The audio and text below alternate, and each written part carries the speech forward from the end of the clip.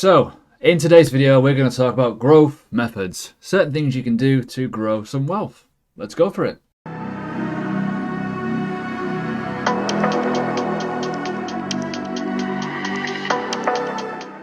Hi everyone, welcome to the channel. If you're new, subscribe, bell button, leave a like. It really does help. Now, as you know, I've reduced my content. I'm going to be doing more educational stuff, but I'm also going to do some obvious stuff in terms of price analysis, stuff you can learn, do, maybe kind of grow. And this is kind of the add-on to essentially the video I did the other day, which was passive income. So I spoke about passive income at length, all the different platforms you can utilize. Obviously, you can use those.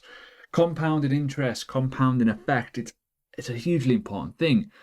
As I say, go back and watch that video if you've not yet done so. So we're going to talk today about growth methods, certain things that you can do, utilize, and kind of get a gist of by just being in the space. And I'll talk about some of them. I won't go too deep because I think it may baffle a few people, especially if you're new.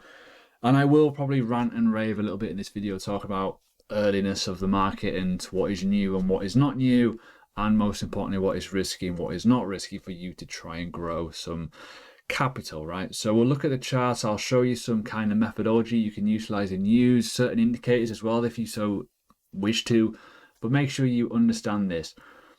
Time is a big thing. Time and timing, the two biggest things in the market, followed by a bit of luck, right?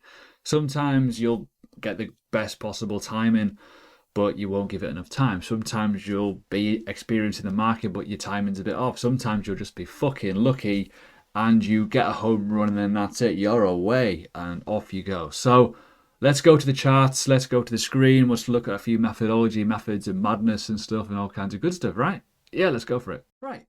I'm back. Hello. So on the screen, CoinMarketCap. I want to talk about a small difference so you don't get confused, because you will.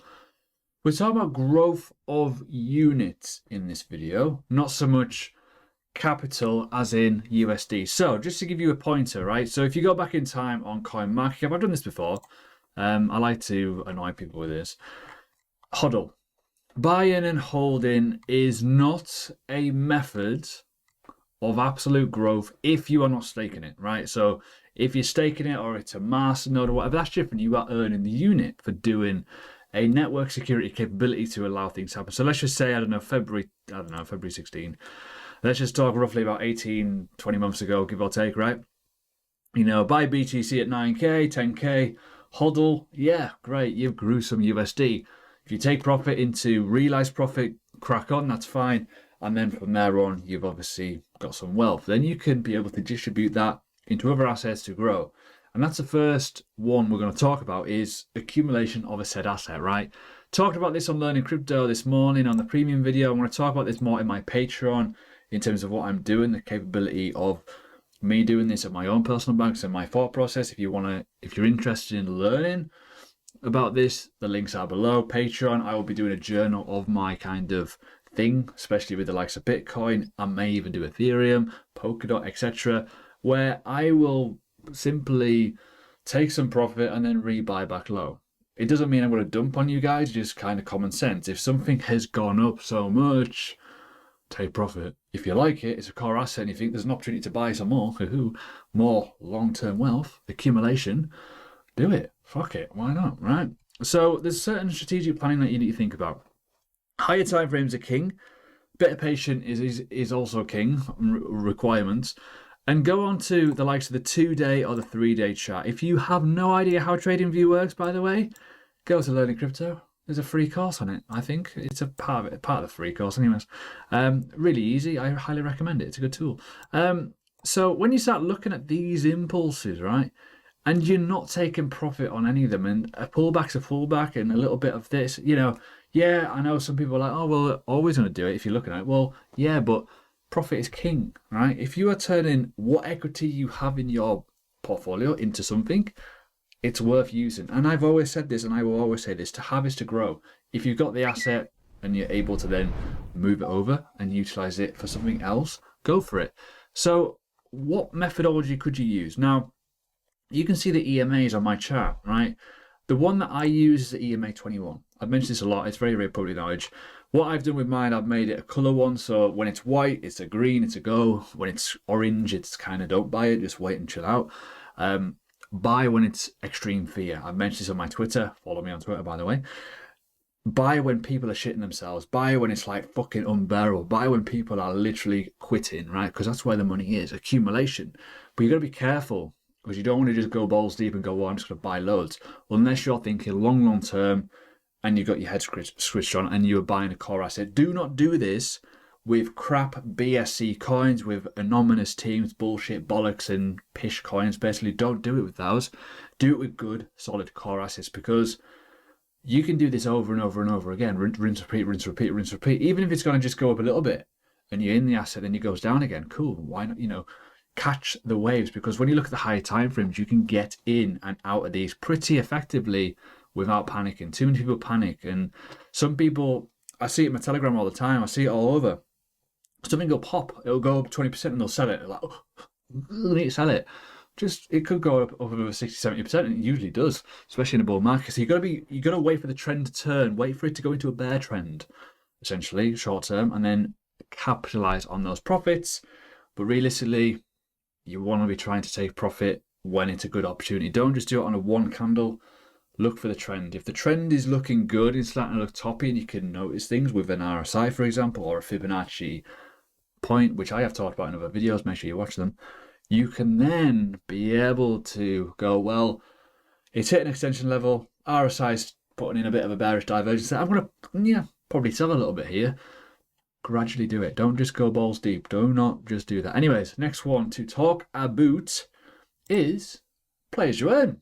Obviously, right? Because I think it's important to note this. Now, I'm a fan of the metaverse. I'm a fan of the game inside of it. Personally, I wouldn't invest in some projects. I think some of them are pretty crap.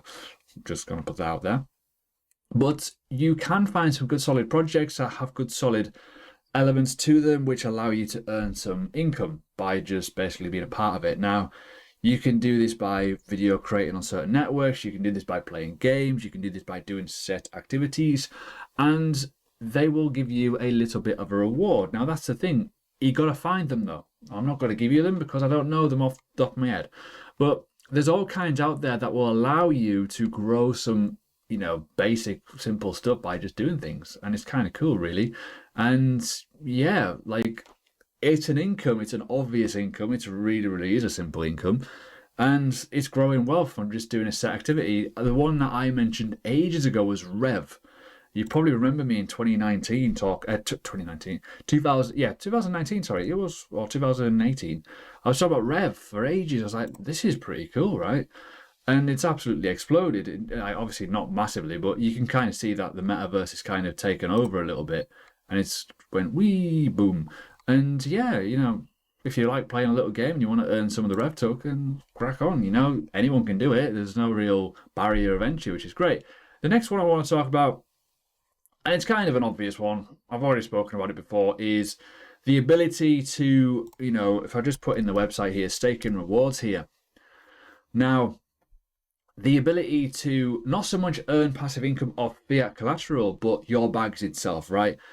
On my video the other day, I spoke about fiat only, USD stablecoins, right? But if you're looking at like the element here of the likes of Solana, the likes of Cardano, I know it's a stablecoin, but you know what I mean. Jokes. Obviously you got Luna, you got Polkadot, etc., right? So Polkadot's a great example here. You can earn the units by just sitting on them, growing your wealth. So as I said before, if you're looking to accumulate, why not just split up your bag and go, well, guess what I'm going to do? I'm going to put 20% on the exchanges and just ride the waves a little bit. If it goes a bit high, I'll sell a bit, I'll be a bit liquid. And then you got the rest of it just like earning your income. And this is the thing, you've got to think longer term. Now, even if the inflation rate does change and all kinds of stuff, you've obviously got other things I will talk about in a second. Over a period of time, you can earn some, decent amount of money. 14.63% currently on Zug Capital, which is pretty decent. And it adds up over a year. That is going to add up over time. And you've got to look longer term. And again, I mentioned this before on other videos. Look at the compound calculators. If you're looking at certain interest rates of an asset, now obviously this is different because it's obviously, this is more for the fiat side of it. You can see how things over time, if you zoom out, you can see how things grow. And guess what? On staking rewards.com, you can see it on the graph here. So if you're putting in, say, I don't know, what's a decent amount of DOT these days? 500 maybe, you know, and you're looking over 5 years, and it's a current price rate, you can see roughly how much you're earning. Obviously, the inflation rate will change, but you can basically effectively get more for your buck by just sitting on the fucking thing, which kind of makes sense. The next one I want to talk about is in line with Polkadot, and you probably know what it is. It's the likes of crowd loans. Now, other ways to get income would be to utilize incubators and places like that. It's obviously a bit more risky, but with a crowd loan, it's a bit different.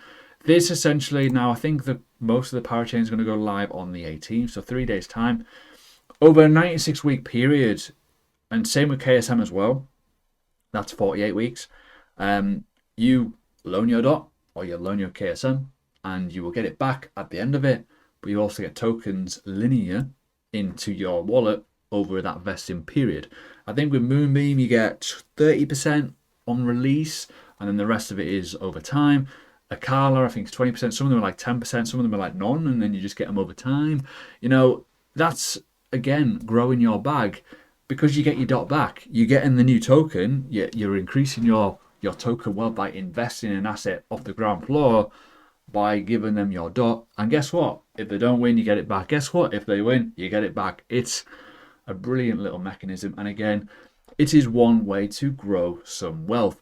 Other things that I've not talked about much in a while, and I don't want to go too much on it, and I'm not going to give you any examples because I don't want to give you any random ideas, but there's airdrops. There's still places where you can get little airdrops for doing certain things.